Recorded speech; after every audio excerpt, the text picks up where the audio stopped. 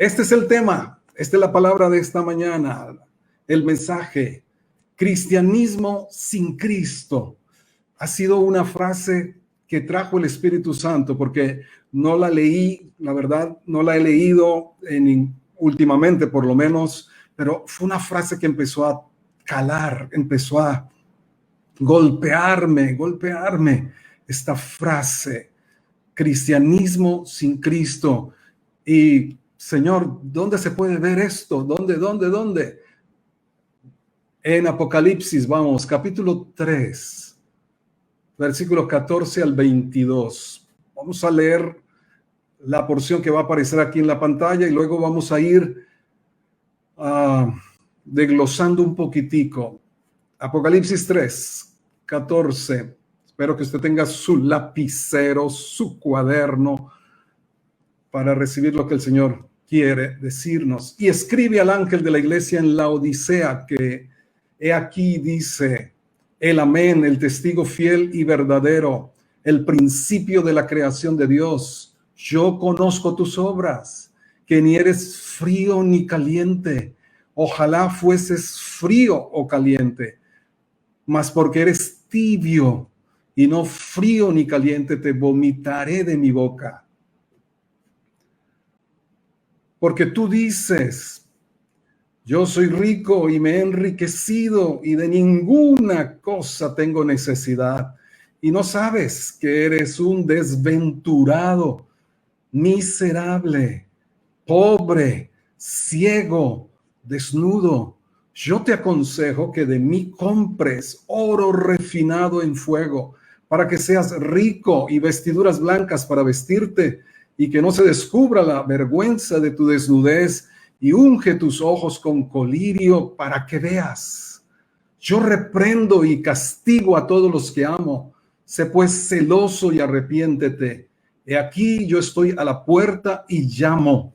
Si alguno oye mi voz y abre la puerta, entraré a él y cenaré con él y él conmigo. Al que venciere le daré que se siente conmigo en mi trono, así como yo he vencido y me he sentado con mi Padre en su trono.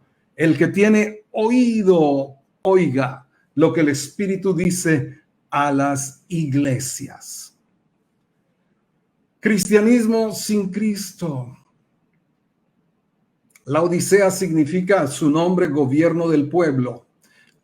El término Laodicea es una ciudad, era una ciudad allá en Asia Menor, y su nombre significa el gobierno del pueblo. Muy democrático, pudiéramos decir, pero no era Dios el que gobernaba. Definitivamente no era el Espíritu Santo el Señor de esa iglesia. Algunos eruditos han visto las 7 iglesias, ustedes saben, Apocalipsis 2 y 3, capítulo 2 y 3, aparecen 7 mensajes del Señor Jesús a cada una de estas iglesias. Algunos dicen que tiene que ver con la historia de la iglesia y hablan de esta última, la Odisea, el estado en el que ha llegado, puede llegar, desafortunadamente, la iglesia moderna, la iglesia de hoy, de la que somos parte, y tenemos pues que reivindicarnos si algo de esto está sucediendo con nosotros. Vamos a ver qué produce cristianismo sin Cristo. ¿Cuál es el fruto del cristianismo sin Cristo? Pues claramente lo vimos allí. Número 1, el cristianismo sin Cristo produce tibieza espiritual. Tibieza espiritual. Yo conozco tus obras, que ni eres frío ni caliente. Ojalá fueses frío o caliente, pero por cuanto eres tibio y no frío ni caliente, te vomitaré de mi boca. Ustedes saben algo de la historia de la Odisea. La Odisea tenía un problema con el agua. No tenían fuentes cercanas de agua. El agua que llegaba a la ciudad venía de fuentes termales y más o menos eran unas 6 millas para traer esa agua. Luego, el agua que llegaba, el agua que tomaban ellos no era nada agradable, era un agua tibia. Wow. En el sentido espiritual, la tibieza nos ilustra apatía, indiferencia, Una frase, una expresión muy coloquial de mi esposita es el no me importismo, la falta de compromiso con el Señor y con su obra. Ahora, cuando alguien cuando alguien es tibio, está apuntándole a la mitad, a la mediocridad. Muy caliente para ser frío, muy frío para ser caliente. Y al intentar ser lo uno y lo otro, termina en nada, termina en nada.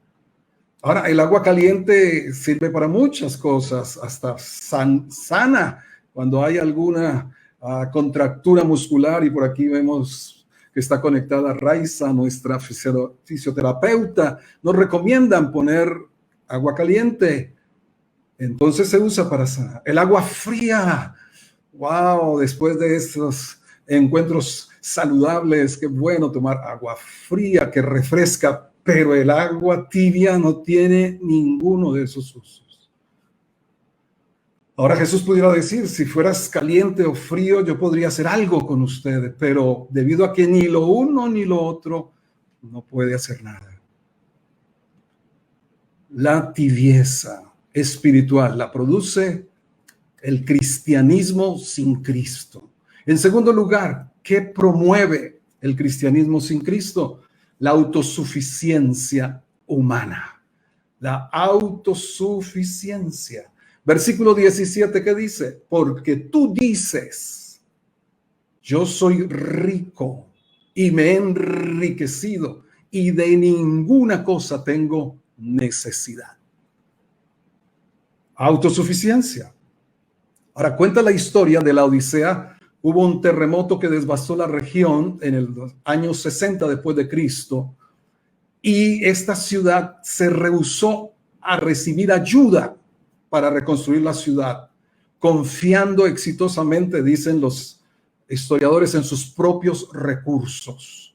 Ellos no necesitaban ayuda del exterior, ellos no la pedían y ellos no la querían, porque era una ciudad rica como para aceptar ayuda de cualquiera. Esto lo dice el historiador Tácito, el historiador romano. Él dice, la Odisea se levantó de las ruinas por la fuerza de sus propios recursos y sin ayuda de nosotros.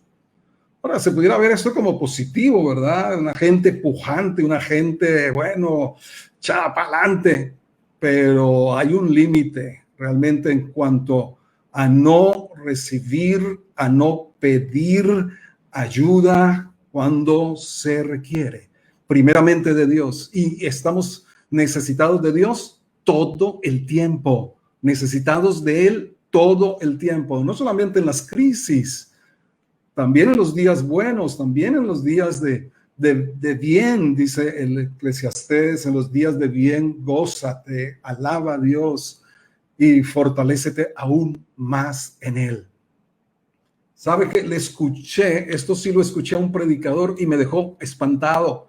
Escuché a un predicador decir que conoce iglesias donde hablar de Buda, Mahoma, Lutero es bien recibido y despierta el interés, pero que hablar de Cristo los molesta, los incomoda. ¡Wow! Increíble. Pero saben que hay muchas cosas de las que Cristo dijo en la palabra que nos incomoda a nosotros. Yo les he dicho, tenemos dos Biblias, la Biblia que nos gusta y la Biblia que nos incomoda. ¿Quieres crecer? Empieza a vivir la Biblia que te incomoda, la Biblia que te reta, la Biblia que te desafía, la escritura que pone las condiciones, las demandas, los deberes. Nos hemos desbalanceado solo con los derechos y eso viene del mundo. Del mundo está solamente queriendo que los deseos se vuelvan derechos.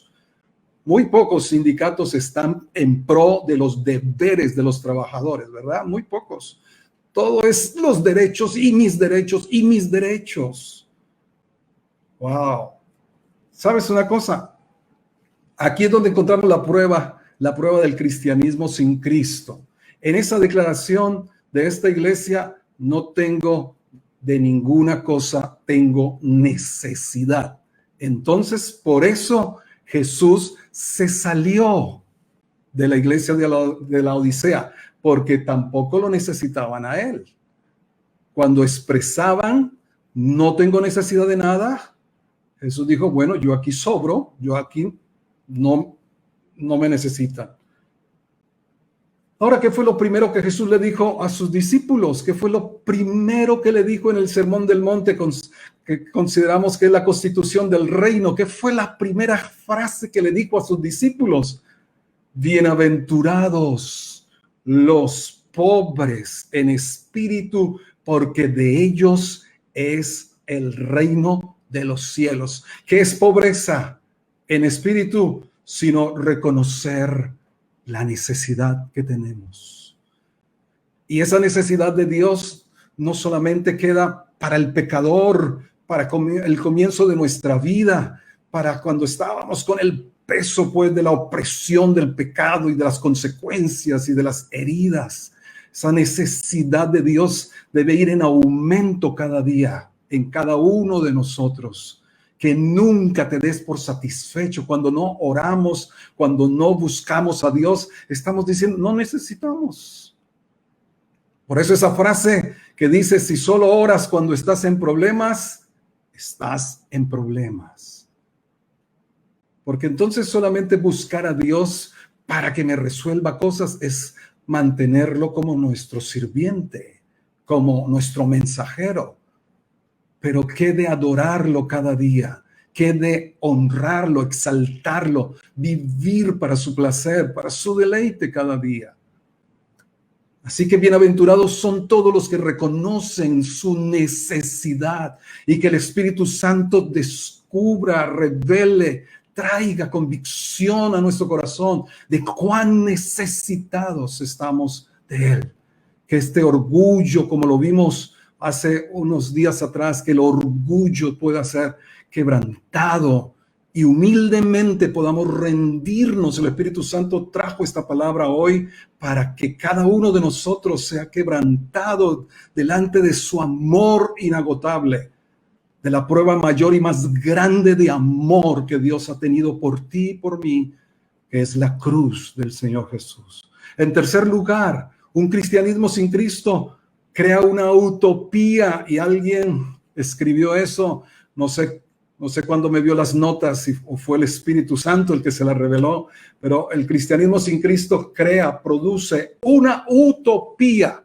Volvamos allí al versículo 17, por favor, de Apocalipsis. Léalo, usted lo tiene allí. Porque tú dices, yo soy rico, me he enriquecido y de ninguna cosa tengo necesidad. Y no sabes que tú eres un desventurado, miserable, pobre, ciego y desnudo. ¿Cómo es posible esto?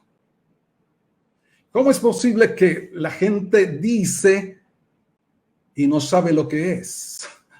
¿Cómo es posible eso? Que la gente en la Odisea y en nuestro tiempo dice una cosa y la realidad es otra. Yo resalté en mi Biblia, porque tú dices, y la otra parte, y no sabes que tú eres.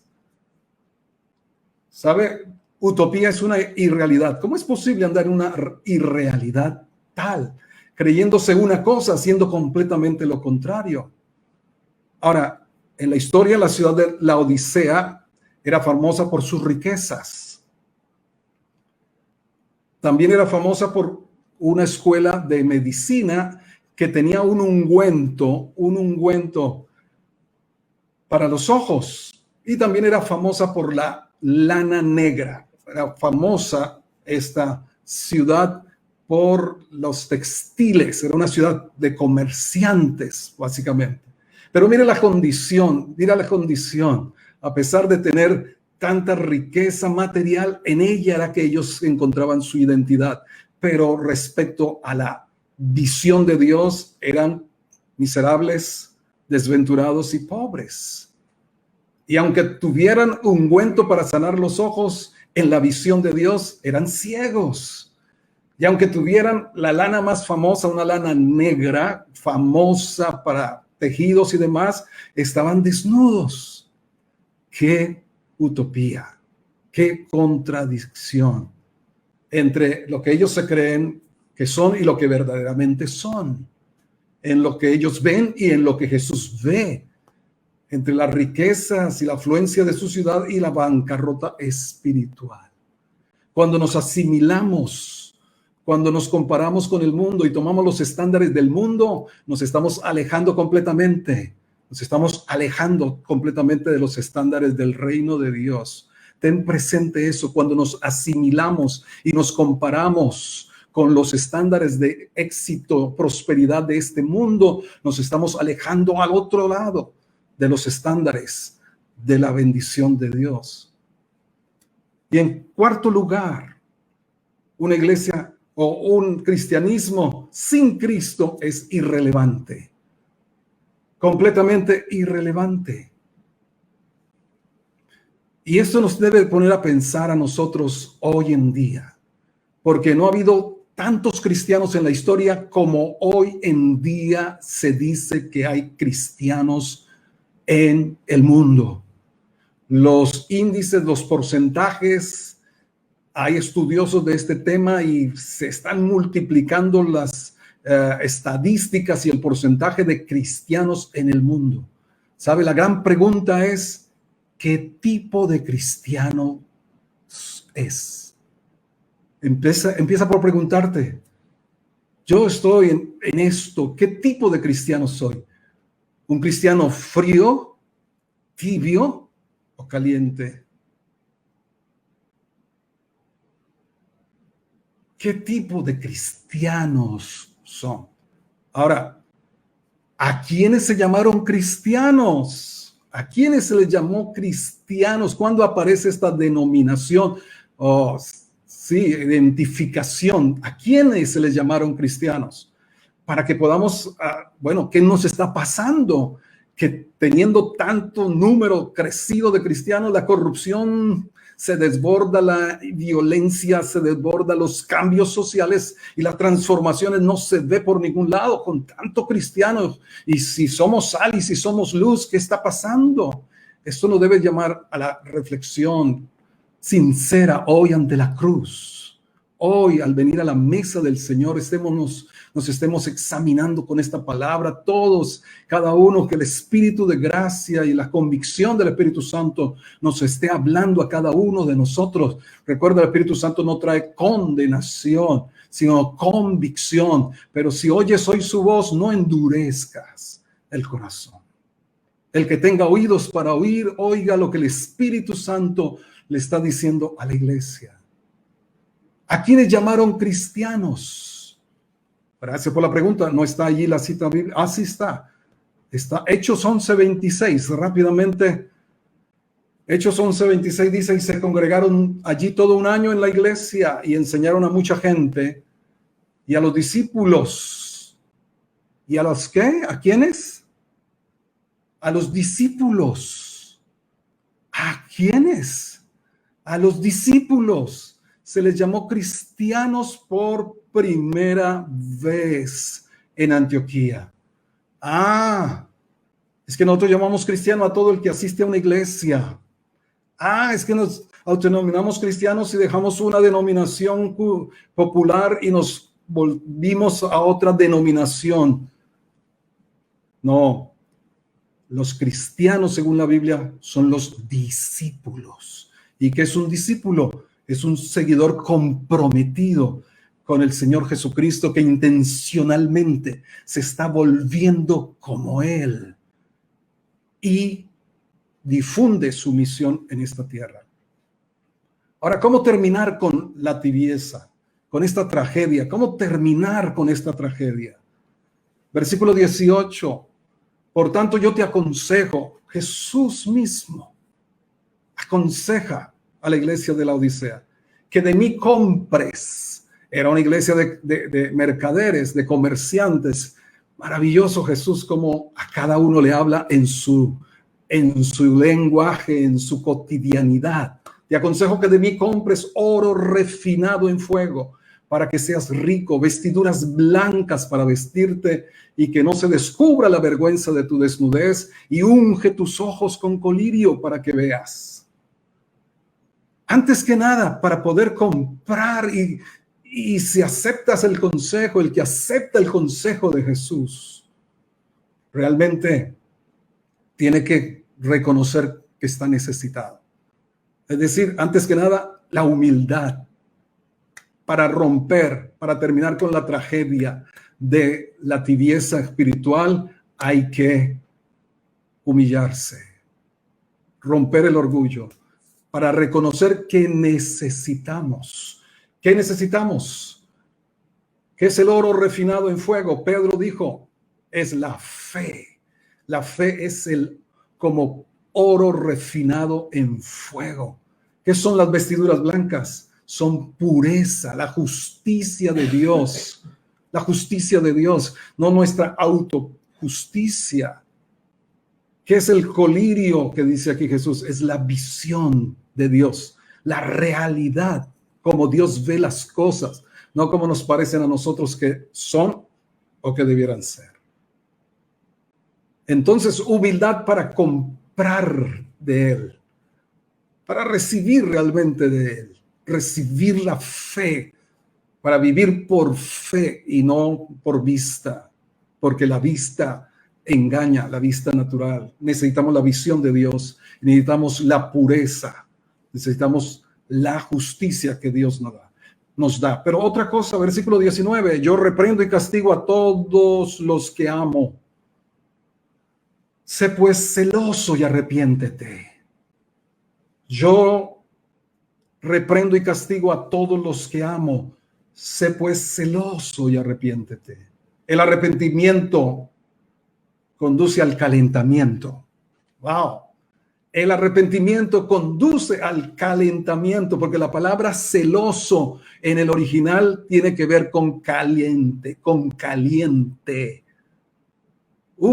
Vivir en arrepentimiento es lo que nos permite mantenernos calientes. Y el Señor quiere que estemos calientes, ardiendo en el fuego que hoy cantábamos. El fuego del Señor arde en nuestro interior. Tu amor es como un fuego. Ese amor primero debe estar ardiendo en nuestro interior.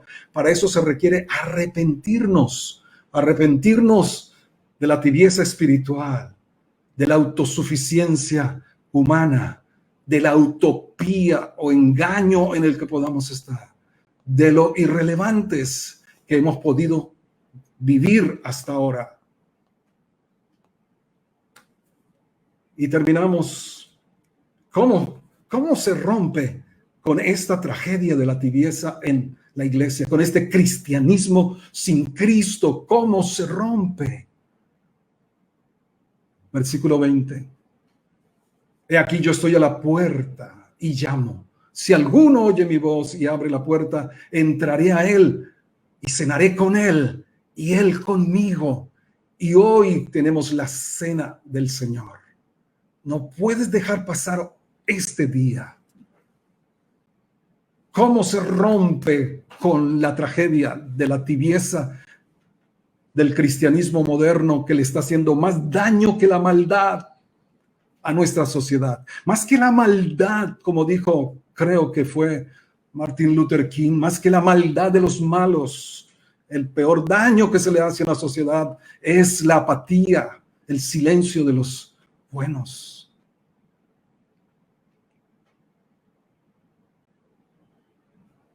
Se rompe completamente con esto, dejando entrar otra vez a Jesús. Jesús de vuelta adentro y al centro. Se rompe con la tibieza que está tocando a tu puerta. Constantemente la tibieza está buscándote, aislarte, alejarte del fuego de su presencia. Se rompe abriendo la puerta. Jesús dice, yo estoy a la puerta y llamo. Si alguno oye mi voz y abre la puerta, entraré a él y cenaré con él y él cenará conmigo.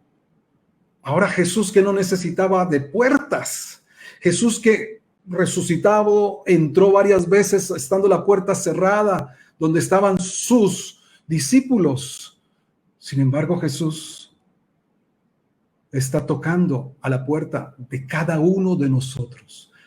Y literalmente no estaba tocando la puerta de esta iglesia de la Odisea, porque la iglesia somos todos y cada uno de nosotros. ¿Cómo está la iglesia Comunife Barranquilla? Como esté cada uno de nosotros. Y Él está tocando a la puerta. El Espíritu Santo está insistiendo. Me pareció algo increíble. El Señor Dios Todopoderoso, que podía derribar, tirar la puerta y entrar. Sin embargo, toca y espera a ver a quién le abre la puerta. Y esa cena que habla aquí la Escritura no es una comida rápida, no es la comida rápida de los hogares modernos. ¿Sabe? Esa comida de aquel entonces en el griego es deipnon con P intermedia, deipnon. Era la principal comida del día. Realmente era la comida donde ya había terminado el trabajo, donde se sentaban a platicar mucho. No era una simple visita de cortesía al cual se llegaba solamente para pasar. Realmente Jesús quiere y desea entrar y estar por mucho tiempo con nosotros y esperar todo el tiempo que nosotros lo deseemos a Él.